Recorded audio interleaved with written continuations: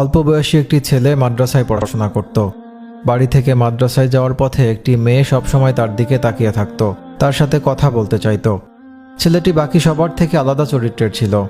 সে মেয়েটির দিকে তাকাতো না, কথা বলতে চাইত না।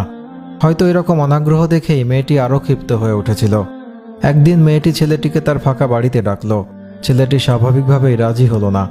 কিছুদিন পর মেয়েটি একটি কৌশল অবলম্বন করল।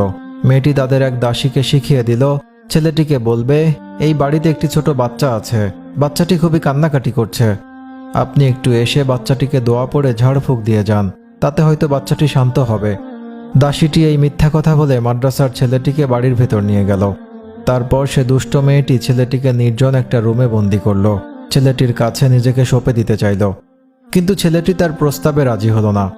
ছেলেটি পড়ে গেল মহা বিপদে। বুদ্ধি করে বলল, আমাকে একটু টয়লেটে যেতে হবে। মেয়েটি বলল, যাও, তবে দ্রুত ফিরে আসবে। ছেলেটি বাধ্য হয়েই টয়লেট থেকে নোংরা পানি নিয়ে তার পুরো শরীরে মেখে নিল, যাতে তার শরীর থেকে বিশ্রী গন্ধ বের হয়। ছেলেটি টয়লেট থেকে বের হওয়ার পর মেয়েটি তার গায়ের দুর্গন্ধের কারণে তাকে তাড়িয়ে দিল, আর ছেলেটি খুশি মনে বের হয়ে গেল। তারপর গোসল করে মাদ্রাসায় গিয়ে ক্লাসে প্রবেশ করল।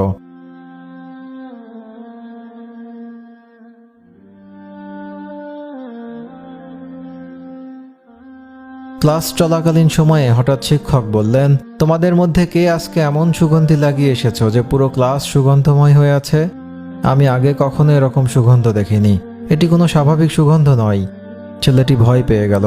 মনে মনে ভাবল, হয়তো তার গায়ে কোথাও ময়লা লেগে আছে, অথবা ভালো করে ধোয়া হয়নি, সেখান থেকে মনে হয় দুর্গন্ধ বের হচ্ছে। সে মনে করল, ক্লাসের মধ্যে শিক্ষক হয়তো তার গায়ের দুর্গন্ধকে উপহাস করে সুগন্ধ বলছে। ছেলেটি লজ্জায় মাথা নিচু করে বেঞ্চে বসে রইল। এদিকে কোনো ছাত্র জবাব না দেওয়ায় শিক্ষক অবাক হলেন। এই সুগন্ধি তাকে এতটাই বিমোহিত করেছে, তিনি এর উৎস বের না করে ক্লাস শেষ করবেন না। পরীক্ষা করার জন্য একজন একজন করে উঠে আসতে বললেন। আশ্চর্যের বিষয়, কারো কাছেই এই সুগন্ধি পাওয়া গেল না। অতঃপর শিক্ষক মহোদয় দেখলেন একটা ছেলে ক্লাসের সর্বশেষ বেঞ্চে মাথা নিচু করে বসে আছে। শিক্ষক ছেলেটিকে কাছে ডাকলেন। ছেলেটি কাছে আসলো। শিক্ষক খেয়াল করলেন এই ছেলেটির কাছ থেকে এই মন মাতানো সুগন্ধ বের হচ্ছে। শিক্ষক ছেলেটিকে প্রশ্ন করলেন, তুমি এই সুগন্ধ লাগিয়ে এসেছো, কিন্তু আমাকে বলছো না কেন? বলো, এই সুগন্ধি কোথায় পেয়েছ? ছেলেটি ভয়ে কাঁদতে আরম্ভ করলো। শিক্ষক আরও বেশি অবাক হলেন এবং ছেলেটিকে জিজ্ঞেস করলেন, তুমি কাঁদছো কেন? কোনো সমস্যা নেই, আমাকে খুলে বলো যা কিছু লুকায়িত আছে এই সুগন্ধির পেছনে।